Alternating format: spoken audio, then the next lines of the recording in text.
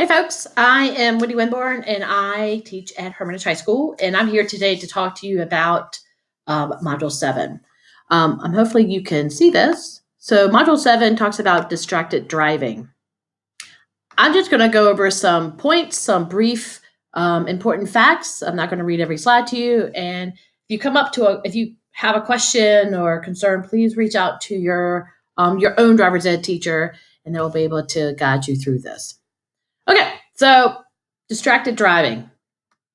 I'm sure you've seen your parents do it. Hopefully you can have some self-control about distractions while you're driving. The number one thing is cell phones. You have to have self-control when it comes to a cell phone. We're all technology driven, especially during this time, what we're going through today, but we really need to focus on while we're driving that the main focus is driving. So it's important to put your phone away, put it on vibrate, and make sure that that's not going to be a distraction to you.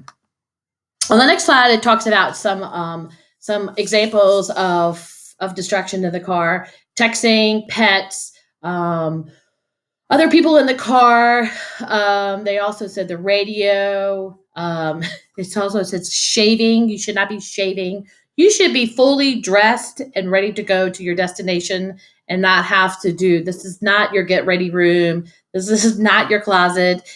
Your main focus again is to drive and get to your destination safely. But the number one big thing I believe, and the study shows that texting is a huge distraction and causes many, many car crashes. And we're going to talk more about how we can minimize that while we're driving.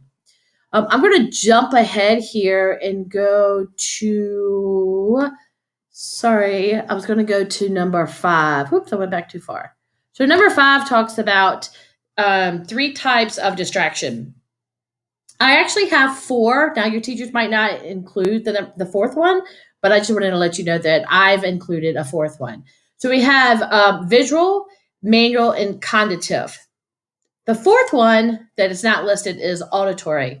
So let's talk about visual. So while you're driving, you've got to make sure that you are focused on your destination, focus on your POT, path of travel. So basically, you want to keep your eyes on the road. I'm sure you've heard that hundreds of times. So keep your eyes on the road. You also want to make sure that you're looking in your rearview mirror and you're checking your side mirrors quite often. In my class, I teach them that they should be searching every 30 seconds.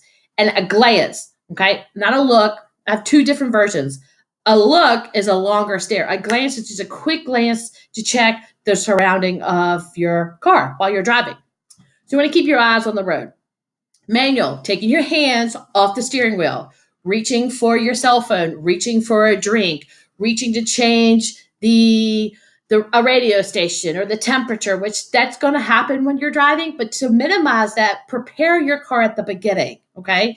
If it's raining outside, go ahead and put on your turn signals, turn on your lights, adjust the defrost, adjust the heat in the air conditioner. So if you can do that at the beginning, that's going to bring down the distractions while you're driving. Cognitive, basically you're taking your mind off what you're doing while you're driving. I'm sure you've heard this before where people say, I'm in autopilot. And that's basically the driver is doing the behavior of driving, but their mind is somewhere else, okay? And so a lot of times, especially if you're close to home, a lot of the car crashes occur close to home within a 10-mile radius is because we're so used to the environment. We know every stop sign, every traffic light, every pothole. We know everything that's near to our home because for me, for example, I take the same route to work every single day. And so sometimes my mind will switch to autopilot. I'm thinking about what I'm doing for that day, some lesson plans, or did I forget to pack something in my lunch? So you've got to make a conscious decision as when you're driving to keep your mind on the road. The last one that's not listed on this slide is auditory, hearing. There is a law that bans loud music in the car. So you've got to make sure, I know when you hear your favorite song on the radio, you got to make sure, yes, you want to turn it up and sing to the tunes, but don't turn it up too loud. So you want to make sure that you keep that down to a minimal, okay? All right, we're going to move on, and I'm going to go down to slide number 28. So slide 28 talks about Virginia Department of Education. They talk about the number one cause of teen deaths is distracted driving. It says here that 84% of driving fatalities involve some form of distraction. It could be the cell phone. It could be somebody in the car. It could be something outside of a car. It could be, I see this all the time. I'm in traffic and all of a sudden it's like traffic is slowing up and it's bumper to bumper traffic. And I'm like, oh, there must be a car crash or something. And then I realize the car crash or whatever is happening on the other side of the road, which means that everyone in front of me is slowing down to take a look and see what's happening. So be conscious of that when you are driving. We're going to move down to slide number 31. Talks about risky teen driving distractions. Again, texting, of course, big no-no, but dialing, reaching for an object, interacting with passengers. And that's really an important key here is that you've got to remember that when you get your license, you can only have one friend with you for the first year or until you turn 18. And the reason is that they want to minimize the distraction. So you got to remember that. Now, an officer cannot legally pull you over for that. That's considered a secondary violation. But if you get caught speeding or if they pull you over for another reason, and then they check your age and see how long you've had your license, and they count how many people were in the car, you could be fined and be charged for another offense. So be careful with that. Let's talk about distracted driving law. So in Virginia, texting is illegal for all ages. If you're over the age of 18, you may use a cell phone by calling. You can have it in your hand. In the state of Virginia, besides Richmond City. So Richmond City this past December just passed a handheld device law banning all drivers. If you have a phone in your hand, the car must not be in motion. Now, right now, that will go into effect this June. So the first offense, you get pulled over with a phone in your hand in the Richmond City limits. It's a $125 fine, and then after that, it's $250. So just be aware of that. And the best, I would highly recommend that just don't use the phone at all. Just keep it away and keep that away from you as the driver, just in case you have temptation to use it while you are driving. All right, we're going to move on here, and I'm going to move down to before you drive, things that can help bring down distraction. For example, getting dressed, which I kind of talked about earlier, making your music selections. For example, when I drive, I don't listen to public radio. I use Spotify, so I want to go ahead and get that set up on my phone and get that all ready to go so I don't have to mess with it while I'm moving. Also, another one is like GPS. You want to make sure that if you don't know where you're going, or if you want to use the GPS, that you go ahead and get that going and set that up before you start moving. I use Waze. Waze is a great tool to have. It's free to download. And this gives you, it'll tell you the ETA of your destination. It will also let you know of any traffic, congestion, or even police debris in the road, because Waze uses other members to retrieve their information. But you've got to make sure that you set that up before you start moving. Believe it or not, it's actually illegal to drink, for example, soda or water while you're driving. It is a distraction. Most of the time you won't get pulled over, but if you can't maintain a lane position while you're eating or drinking, you could get pulled over. I saw a video just recently where an officer pulled over a vehicle suspected of drunk driving, and the dash camera saw this car just weaving in and out of their lane. And he gets to the car, and the driver was eating fried chicken, which is probably not the best food selection to eat while you're driving. Eating a sandwich or some chips, probably, not that harmful, but eating like a taco or eating fried chicken or eating something that you have to have, use both hands, I would probably highly recommend that you wait till you get home before you begin eating that behind the wheel. All right, we're going to move on. The next slide, I'm sorry, on slide 43, making sure that secure items that might slide off the seat, you have that secured in your car. It also says set rules and talk with passengers about the rules of your car. That's a little extreme, but as new drivers, you probably want to make sure everyone has their seatbelt on. They have to remain in their seat, and then try to keep the voice volume down to a minimum. And again, it says here, check the fuel level, any maintenance issues that you have before you start moving the car, and of course, set your GPS before you start to drive. All right, this module does a lot about distracting driving. Children, huge distraction. You want to make sure that they're properly seated in the back seat and that they're secured in their car seat. And yes, when they get older, they are going to be distracting to you. And so you just got to make sure you find some techniques that you can manage that while you're driving. Pets, you definitely want to keep them in the back seat for their safety. We don't put our pets in seatbelts, but you definitely want to keep them off your lap, away from the front seat, especially if there is a car crash and your airbag deploys. If the dog is in your seat, it can definitely do some damage to your to your pet. So please make sure that you keep your pets in the back seat just for their safety and your safety. All right, I'm going to move on. And again, we're going to move on to the next topic, which is dealing with fatigue. So, question on slide 56 talks about how many hours of sleep do you get during the week? So right now, you're probably getting between 8 and 12 because we're all stuck at home, and you're probably taking afternoon naps, which is great. But on the average, it's important to get close to 8 hours, which is kind of hard to do. But the effects of fatigue can impair you as a driver. So you really need to pay attention to your body. And if you haven't received the adequate amount of sleep, it's really important maybe not to drive and get somebody else to drive, or then change your time when you need to drive. For me, I'm not a morning driver. I drive better at night.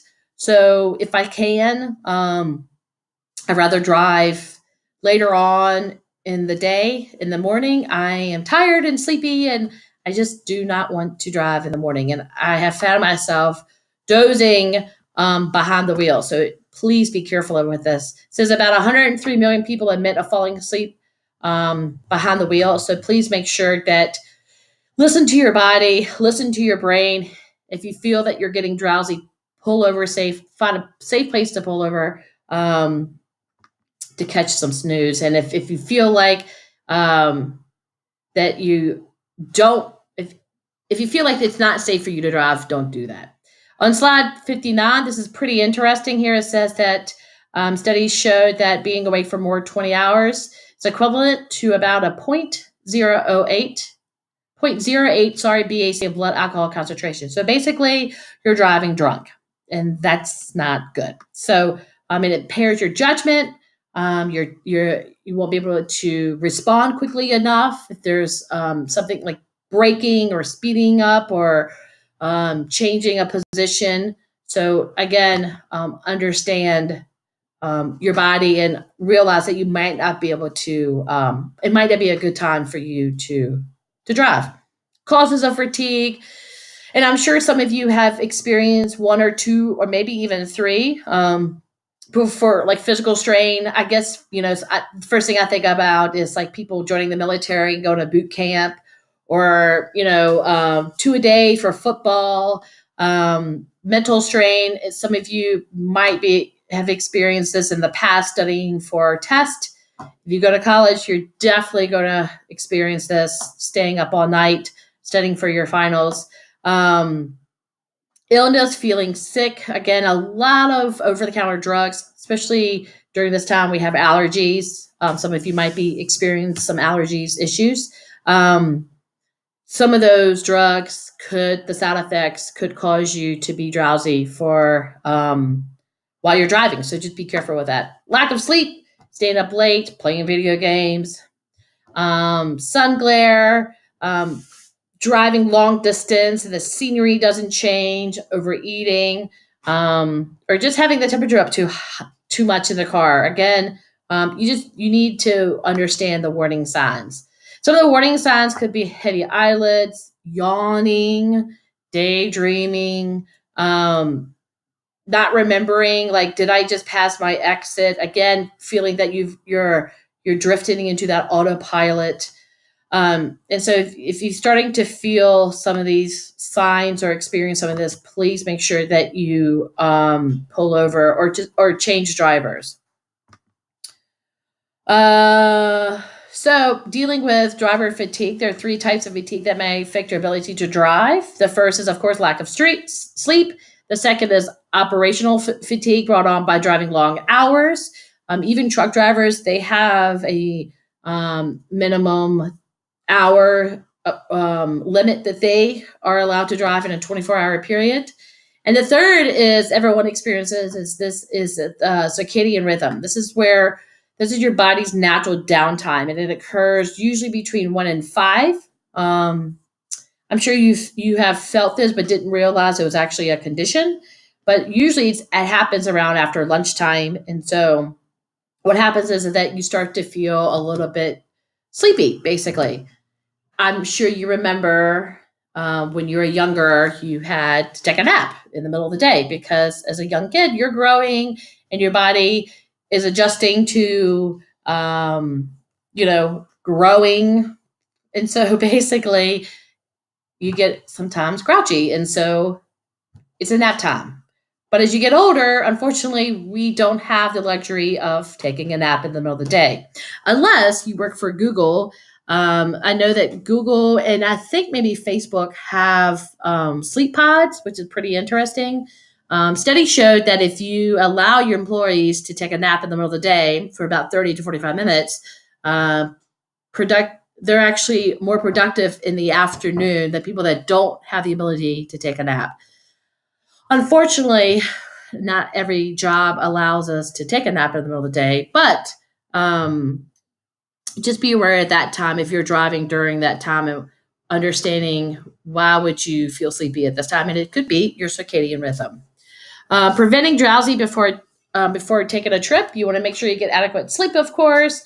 It would be great to drive with a partner, a passenger, and of course, avoid medication that could cause you to be drowsy. And then prepare your route, identify where you're going, knowing, I'm going to drive for about 4 hours and then we're going to stop here. It's really important to not drive for a very, very long period of time. Anyway, it's not good to sit. It's a good idea to get up and stretch your legs.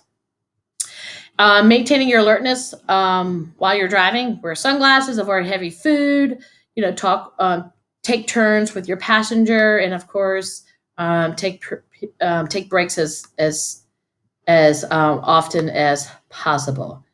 So I'm going to just move on through here. I think I've touched on to most everything that this is talking about. Let's see.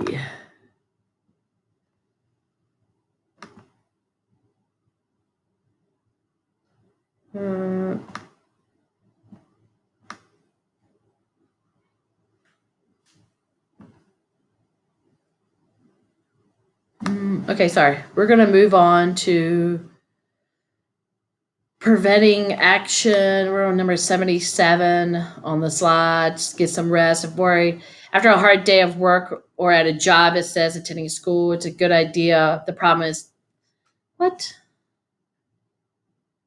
Hold on.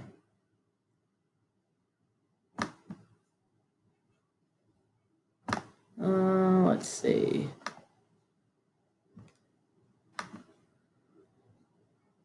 Almost trips. All right, we're going to move on to the last, I believe this is the last topic, which is effects of emotions. So, unfortunately, we all have emotions, and sometimes we have emotions and we have them while we're driving, or we have them before we're getting into a car. And so, it's important, again, to take that extra step to say to yourself, it's not a good idea for me to drive. Control your emotions, of course. Try not to have any road rage, but I'm sure that's going to happen. But remember that you are responsible for yourself and other people in your car and other people on the road. So if you do find yourself being frustrated, it's really important for you to pull over or to find a safe place for you to compose yourself and maybe switch drivers if you have another person in the car, just so you can't. So just there's no other future incidents that could happen because you are having an emotional episode. Stress is an issue. So it says here on slide 90, how to reduce your stress. One, I think this is a key one, is leaving plenty of time. A lot of people rush to get to work. If you leave 5 minutes behind schedule, you really cannot make up that 5 minutes. It's impossible. And so a lot of times, a lot of road rage occurs is because people are rushing or they get stuck in a traffic jam. So remember, wake up on time, leave with plenty of time, drive at the posted speed. And again, if somebody cuts you off or whatever, or you cut somebody off, be respectful, and just, swallow your pride once in a while and just say, hey, I'm sorry, put your hand up and just move on. There's no need to continue on with that situation. Topic 4 talks about aggressive driving. Road rage occurs every day on the road. There's different types and different levels of road rage. It could be just yelling at the window or honking the horn or giving you the middle finger or calling you names. And it could lead to extreme circumstance that could lead to a physical altercation with another driver. So slide 94 talks about 3 types, and I'm sure you've seen all 3 types. Hopefully you've not seen the last one, but the first one is verbal, which is basically yelling, cursing, gesturing, again, the middle finger, out the window, honking, insulting the driver out the window. The quiet aggression is basically they're complaining in the car, but they're not voicing that opinion outside of the car. They're just keeping it in the car and just moving on. The last one is the extreme one, which is epic, which is cutting somebody off or encouraging the driver to get out of the car to have a one-on-one physical altercation. And again, you do not want that to happen. So again, a lot of times these road ragers just want vindication. And so by giving them your apologies, hopefully they'll move on with that. So I think that's all that we've got. I think I've covered most of all of Module 7. Sorry, I had a little pause in the middle there, but if you have any questions, please notify your driver's ed teacher. Module 7, I think it's just cut and dry, pretty simple. Just remember, don't text and drive. Be careful with distractions. Keep your phone away and always wear your seatbelt. Wendy Winborn out.